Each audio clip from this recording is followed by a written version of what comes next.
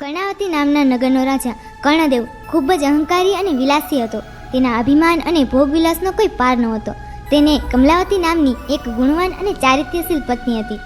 તે જેટલી આસ્તિક હતી તેટલો જ કર્ણદેવ નાસ્તિક હતો. રાણી કમલાવતી કર્ણદેવને ઘણીવાર સમજાવતી કે અભિમાન સારી વસ્તુ નથી. માણસે ધર્મ કાર્યમાં પણ ધ્યાન આપવું જોઈએ. સુખ અને વૈભવ તો આજે છે અને કાલે નથી. પરંતુ રાજા તો રાણીની આ સલાહ માનવાને બદલે ઉલટો વધુને વધુ બગડવા લાગ્યો. તે સુરા અને સુંદરીના મદ અને કેફમાં મસ્ત રહેવા લાગ્યો. એક દિવસ નિરાશ રાણી મહેલના ઝરૂખામાં ઊભી હતી. ત્યારે તેને થોડે દૂર નદી કિનારે કેટલીક સ્ત્રીઓને ભેગી મળી કંઈક વ્રત કરતી જોઈ. તેને દાસીને બોલાવી એ સ્ત્રીઓ શું કરતી હતી તે જાણી લાવવા મોકલી. થોડી વારે દાસી પાછી આવી અને રાણીને કહ્યું, રાણીજી, મેં નદી કિનારે બેઠેલી સ્ત્રીઓને પૂછ્યું તો એણે મને કીધું કે અમે દશામાનું વ્રત કરીશી. રાણી તો આશ્ચર્ય પામી ગઈ અને તેણે પૂછ્યું, દશામાનું વ્રત? એ વ્રત કેવી રીતે કરાય? એ તો જાણી લાવી. હા, એમણે કીધું કે સૂતરના 10 તાંતરા લઈ તેને કંકુથી રંગીશી અને તેની 10 ગાંઠો વાળીને દશામા માતાની મૂર્તિ બનાવી તેની પૂજા કરીશી. આ સાંભળીને રાણીને પણ દશામાનું વ્રત કરવાનું મન થયું. તેણે રાજાને આ વાત કરી. રાજાએ હાસ્ય ઉડાવતા કહ્યું, રાણી, આ વ્રત બધું ધતિંગ કહેવાય. આપણે શેની ખોટ કે આપણે વ્રતથી પૂરું કરવું પડે? આપણી પાસે તો બધું જ છે, ધન, દોલત, કીર્તિ, સુખ, સાહેબી ને સંતતિ. તો પછી તારે આ વ્રત કરવાની કઈ જરૂર? આમ રાજાએ રાણીને દશામાનું વ્રત કરવાની સ્પષ્ટ ના પાડી દીધી. રાણી ઉદાસ થઈને ત્યાંથી જતી રહી. પરંતુ મા દશામાં પોતાનું આવું ઘોર અપમાન થયેલું જોઈ ક્રોધિત થઈ ઉઠ્યા. તેમણે અભિમાની રાજાને પાઠ ભણાવવાનું નક્કી કર્યું.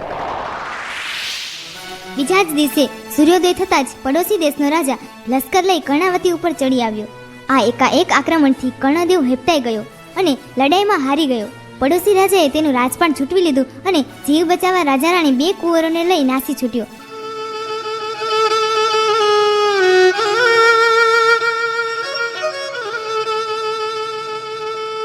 રસ્તામાં રાણીએ કહ્યું, તમે મને દશામાનું વ્રત કરવાની મનાઈ કરેલી, એટલે માં દશામાનો કોપ તમારી પર ઉતર્યો છે. રાજાએ આ સાંભળી રાણીને મારી. આમ ભૂખ, તરસ, થાક અને ત્રાસ વેઠતા વેઠતા રાજા અને રાણી બંને કુંવરોને લઈ એક વાડીમાં પહોંચ્યા. ત્યાં થાક ઉતારવા બેઠા ત્યાં તો એકાએક વાડીના બધા ફૂલઝાડ કરમાઈ ગયા. રાજા રાણી અને બંને કુંવરો આ જોઈ ગભરાઈ ગયા. ત્યાં જ વાડીનો માલિક આવી ચડ્યો. તેણે પણ આ દ્રશ્ય જોયું અને વિચારવા લાગ્યો કે માનો ન માનો જરૂર આ લોકો અકર્મી લાગે છે. નહીતર હરીભરી લીલોતરી આ રીતે ક્ષણભરમાં સુખુભમ ન થઈ જાય. કોણ છો તમે? ક્યાંથી આવ્યા છો? જેથી તમારો પગ પડતા જ મારી લીલીછમ વાડી બળીને ખાક થઈ ગઈ. નક્કી તમે કોઈ અકર્મી લાગો છો. નીકળો, મારી વાડીમાંથી અત્યારે જ બહાર નીકળો. રાજા રાણીને ત્યાંથી ધક્કા મારીને કાઢી મૂક્યા. રાજા રાણી અને બંને કુંવરો નિરાશ વધને ત્યાંથી આગળ ચાલવા લાગ્યા. થોડે દૂર ગયા પછી એક વાવ આવી. વાવ જોઈ બધાને પાણી પીવાનું મન થયું. કુંવરો તો ઝડપથી ચાલતા ચાલતા વાવના પગથિયા ઉતરવા લાગ્યા. પરંતુ વાવમાં ગયા તો બંને કુંવરો અદૃશ્ય થઈ ગયા. રાજા અને રાણી પર જાણે દુઃખનો પહાડ તૂટી પડ્યો. આ દ્રશ્ય જોઈ રાજા અને રાણી રડવા લાગ્યા. રાજાને હવે મનોમન પછતાવો થવા લાગ્યો કે જરૂર દશામાના ક્રોધનો જ તે શિકાર બન્યો છે. પહેલા રાજ ગયું અને હવે બંને કુંવરો. રાજાએ રાણીને કહ્યું, રાણી, રડીશ નહીં. જેને કુંવરો આપ્યા હતા એને જ પાછા લઈ લીધા. રાજા અને રાણી આગળ ચાલ્યા. ચાલતા ચાલતા તેઓ એક ગામના પાદરે પહોંચ્યા. રાજા આનંદિત થઈ ઉઠ્યો અને કહ્યું, રાણી, આ તો મારી બહેનનું ગામ. ચાલ, આપણે તેને મળવા જઈએ. રાજાએ એક માણસને બોલાવી પોતાના આગમનનો સંદેશો આપવા બહેનને ત્યાં મોકલ્યો. બેન, તમારા ભાઈએ એક સંદેશ મોકલાવ્યો છે. એ લોકો ગામના પાદરે વાટ જોવે છે અને એ બહુ ખરાબ હાલતમાં છે. મારો ભાઈ આ હાલતે ન હોય. એ તો કર્ણાવતી નગરનો રાજા છે. બહેને પોતાના ભાઈ માટે પિત્તરના ઘડામાં સુખરી ભરીને મોકલાવી. એ ઘડામાં એક સોનાનું સાંકડું પણ મૂક્યું. એ જે હોય તે, તમે મારા ભાઈનું નામ લીધું એટલે આ લ્યો. આ ઘડામાં સુખડી અને સોનાનું સાંકડું મૂક્યું છે. તેને કામ આવશે. રાજાએ ઘડામાં જોયું તો સુખડીની જગ્યાએ કોલસા અને સાંકડાની જગ્યાએ ફૂફાડા મારતો કાળો તળો નાગ હતો. આ જોઈ રાજા ક્રોધથી રાતો પીળો થઈ ગયો. તેના માન્યમાં ન આવ્યું કે તેની સગી બહેન તેના માટે સાપ મોકલાવ્યો હતો, પરંતુ તે હકીકત હતી. રાજા માથું પકડીને વિચારવા લાગ્યો તો તેને સમજાયું કે આ બધું દશામાના ક્રોધનું જ પરિણામ છે. આથી તેને ઘડાને જમીનમાં જ દાટી દીધો. રાજા અને રાણી આગળ વધ્યા. ચાલતા ચાલતા એક નદી આવી. નદી કિનારે ચીબડાની વાડી હતી. રાણીને ખૂબ ભૂખ લાગી હતી.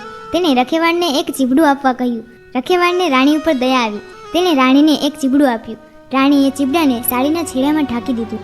રાણીને થયું કે કોઈ કૂવાના કિનારે શાંતિથી ચીબડું ખાઈ પાણી પીશું. રાજા રાણી થોડે દૂર ગયા હશે ત્યાં જ તેમની પાછળ સૈનિકો આવી પહોંચ્યા. તેમણે બંનેને રોક્યા અને તેમને પકડી લીધા. તેમણે રાણીની સાડીના છેડામાં ઢાંકેલું નાસી ગયેલા રાજકુંવરનું માથું સંતાડેલું મળ્યું.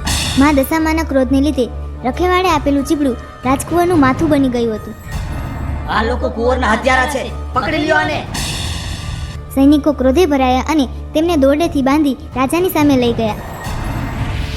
આ લોકોએ મારા દીકરાની હત્યા કરી છે. સૈનિકો, જેલમાં પૂરી દો આને. રાજાએ પણ ગુસ્સે થઈ તેમને તાત્કાલિક જેલમાં પૂરી દેવાનો આદેશ કર્યો.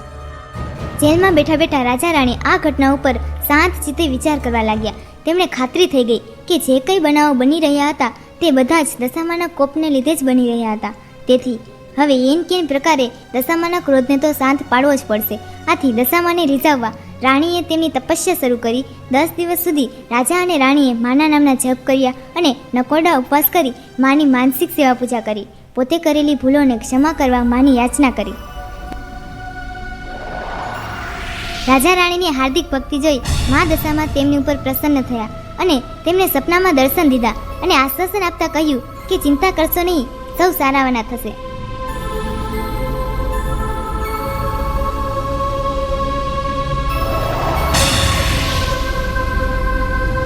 બીજા જ દિવસે શત્રુ રાજાને સ્વપ્નમાં આવી મા દશામાએ કહ્યું, હે રાજા, તે નિર્દોષ પતિ પત્નીને વગર વિચાર્યા જેલમાં પૂર્યા છે. તેથી કાલે જ સવારે તું એમને છોડી મૂકજે, નહીતર તારો સર્વનાશ થશે. અને હા, તારો કુંવર વિષયને જતો રહ્યો છે તે હજી જીવિત છે. તે સવારે ત્યાં આવી જશે.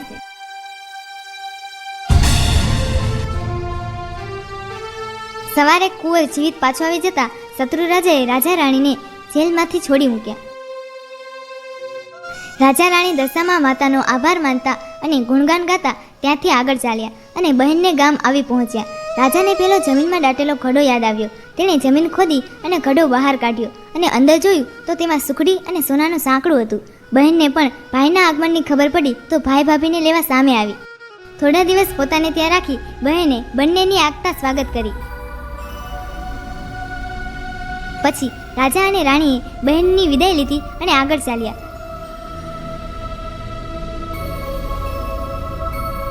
તેઓ પેલી વાવ પાસે આવી પહોંચ્યા. ત્યાં તેમના બંને કુંવરો અદૃશ્ય થઈ ગયા હતા. વાવમાં ગયા તો એક ડોશીમાં તે બંને કુંવરોને લઈ તેમની રાહ જોતા ઊભા હતા. રાજાએ પૂછ્યું, આ કુંવરો ક્યાંથી મળ્યા? જવાબમાં દશામા માતાએ તેમનું અસલ સ્વરૂપ પ્રગટ કર્યું અને રાજા રાણીને આશીર્વાદ આપતા કહ્યું, હે રાજન, તારી રાણીની ભક્તિથી હું પ્રસન્ન થઈ છું. તેની ધર્મપરાયણતા અત્યંત પ્રસન્નીય છે. તું પણ હવે સુધરી ગયો છે. જા, તને તારું જૂટવાઈ ગયેલું રાજ્ય પાછું મળશે. માં, તમે તો દયાળુ છો. તમારો મહિમા અપરંપાર છે અને તમારી કસોટીમાંથી પાર ઉતરવું એ પામર માનવી માટે કઠિન છે. માટે માં, અમારા ઉપર દયા રાખજો, દયા રાખજો માં. દશામાએ કહ્યું, હે રાજન, જે કોઈ દશામાનું વ્રત રાખશે તે મારી અમી દ્રષ્ટિને પાત્ર થશે અને જે કાંઈ પણ મારું અપમાન કરશે તે મારા ક્રોધનો ભોગ બનશે. અને દશામાં અદૃશ્ય થઈ ગયા. પછી રાજાએ પ્રજાનો સાથ લઈ શત્રુ રાજા સાથે લડાઈ કરી અને પોતાનું રાજ્ય પાછું મેળવ્યું. રાજાએ નિષ્ઠાથી મા દશામાનું મંદિર બંધાવ્યું અને પ્રજામાં તેમનો મહિમા વધાર્યો. માના પ્રતાપથી તેઓ સુખ શાંતિથી જીવન પસાર કરવા લાગ્યા. જય દશામાં, જય દશામાં. જેવા રાજા રાણીને ફળ્યા તેવા સર્વને ફળજો. વ્રત કરનાર, વાર્તા લખનાર, વાર્તા વાંચનાર સર્વની દશા સુધારજો. સુખ સંપત્તિ અને સંતતિ આપજો. શ્રદ્ધા અને વિશ્વાસ અને સનિષ્ઠા પ્રદાન કરજો. જય દશામાં.